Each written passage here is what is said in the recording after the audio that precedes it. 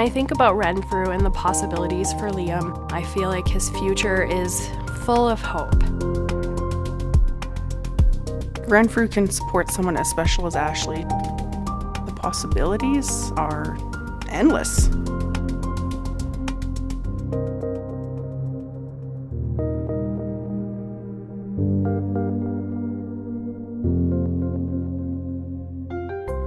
Liam was born in May of 2011. It was a very exciting time. It was a beautiful day. We had wanted to have a second baby, and we're really looking forward to Aiden having a sibling and seeing the relationship that would develop between the two of them. And he was healthy, and it was just a great experience. The first, year and a half of Liam's life was fantastic, just full of lots of new experiences, and we were really, really happy and excited. We started to suspect that there were some developmental concerns at about 18 to 20 months. Fortunately, Jamie was very proactive. I definitely felt there was some mother's intuition going on, but I also really hoped I was wrong. Then we had the big surprise. When we got his actual autism diagnosis, it still was a shock, even though we were prepared for it. My first instinct was that we could make this better. We're acting on what to do about that, and then at his 2-year checkup, the doctor discovered a large tumor. Within 24 hours, he was on the operating table, getting his kidney removed. Liam was diagnosed with Wilms tumor. It's a form of childhood kidney cancer. He had a complication in surgery. His tumor ruptured, and it spilled into his abdominal cavity. His diagnosis became worse as a result of that. I don't think anything could have prepared us for the road ahead, and so it was 7 very, very tough months for us. It felt like we were running a marathon. He got a clean bill of health in December 2013, and then in January, that was the beginning of the autism diagnosis and trying to find services to help him. I'm an elementary school teacher. I'd worked with a few Renfrew therapists who'd come in to work with kids in my classroom. So we had that background knowledge of Renfrew. We came for a tour of Renfrew, and we just felt like it was such a welcoming, positive experience. Renfrew was pretty obviously our first choice right from the start. SAS stands for Specialized Autism Services. So our program is designed to go out into the homes of families with children with autism who attend Renfrew to set them up for success, not only now, but for the future as well.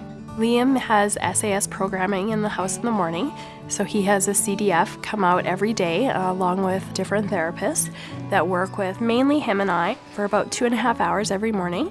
Hi. Then water play. I make this visual schedule, and then we start usually with toys. My turn. Turn taking is one of his goals, so we do a lot of child-directed play, so we follow him around, but then we take turns. Hello. And we work on PECS, which is the Picture Exchange Communication System. So that helps with his communicating for what he wants for snack. He gets options. Hot rod. Yum.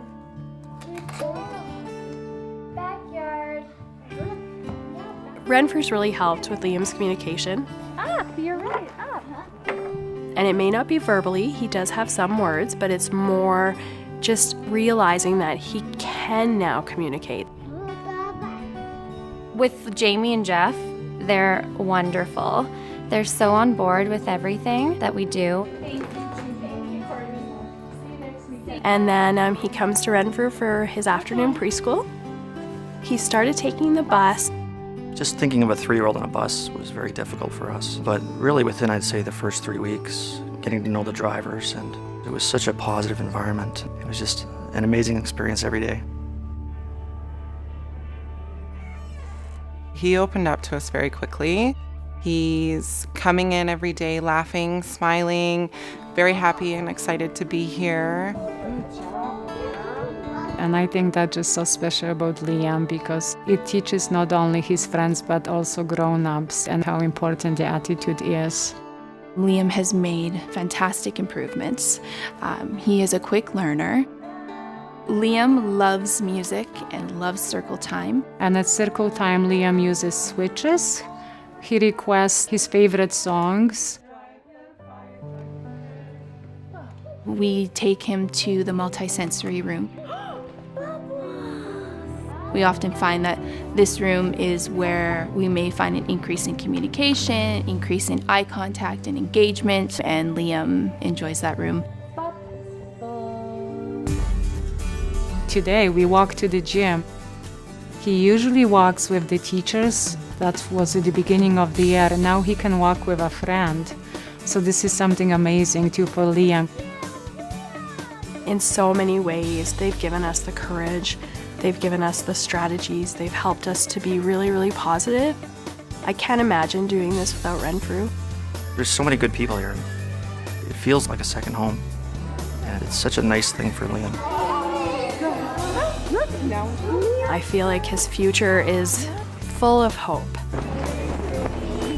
That's because of Renfrew. Yeah, Renfrew is very awesome.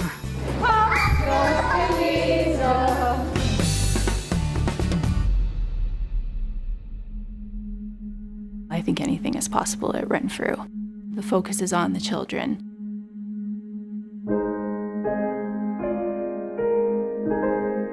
We found out my husband had a brain tumor. So they took out the tumor. He was on chemo and radiation for a year.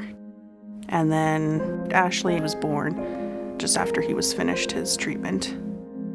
3 days after we had her, we got a call from the Children's Hospital saying she has this rare metabolic disorder.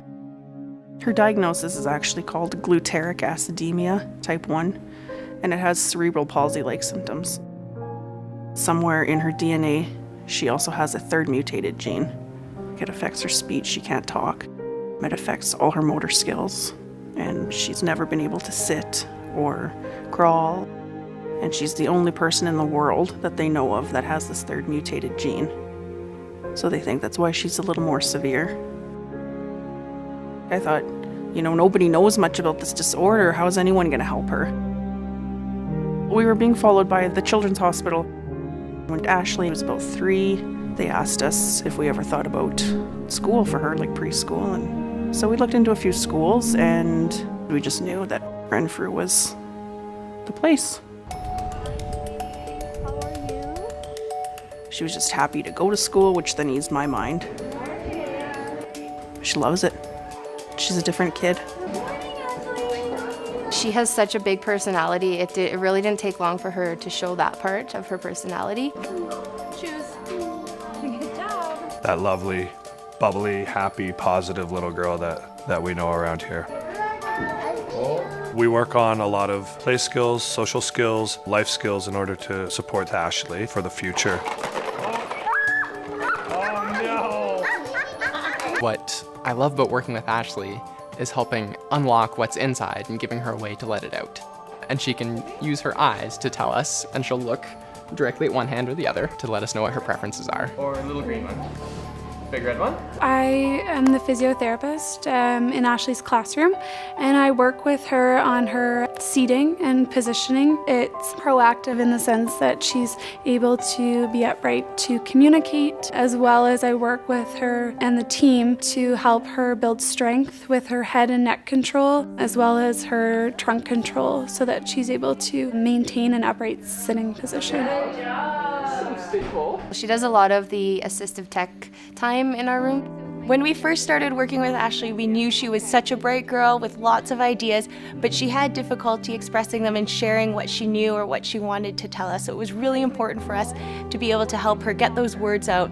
She has something called a pod book, and this is a book with a hole in the middle of it, so we hold it up to our faces, and there's different pictures around the edge, and she'll look at certain pictures to tell us a message, and then we follow her eye gaze, and we are able to tell what she says.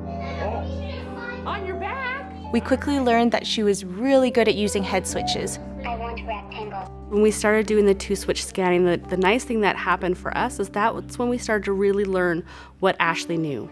Because she would have to try to find different boxes on the screen. So she would have to use one side of her head just to move the cursor over and the other head to select when she got to the box that had something in it.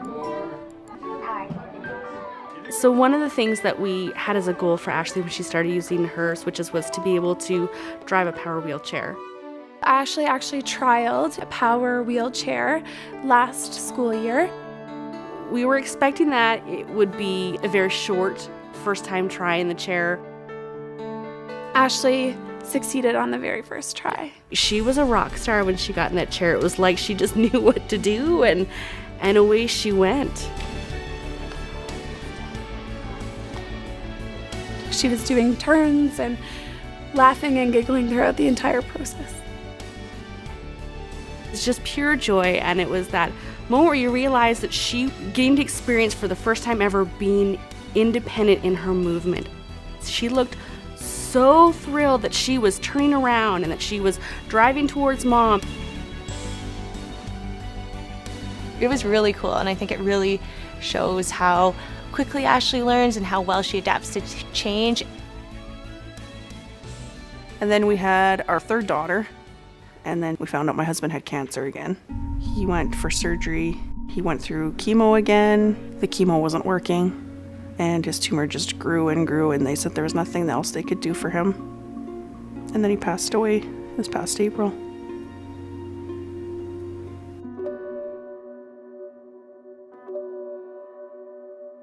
Ashley's experienced lots of events, and she's had moments where she's had to grieve, so we always want to support her in that process and allow her to speak about it if she wants. So on her device, she can talk about her dad or other things.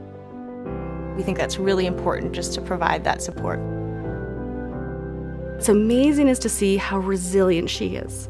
Smiley shark, that's right. There's really been no putting things on hold. No matter what was going on, we were just moving forward with Ashley, and it's been amazing to see that she's been able to do that and that there's been so much support for her to be able to just keep moving forward. They feel like my second family. This one kind of looks like you. I know Ashley feels like they're her family too. She's amazing. She is amazing. The more she learns how to use her communication devices and things like that, the more her possibilities are open. It's exciting to think about going forward in the future for her. I feel like it's very promising. Yeah, We're lucky to have we're her. lucky, so lucky to have her. Oh, she's gonna, oh, there we go. You have expectations, and your kids can go beyond and above here. It's amazing.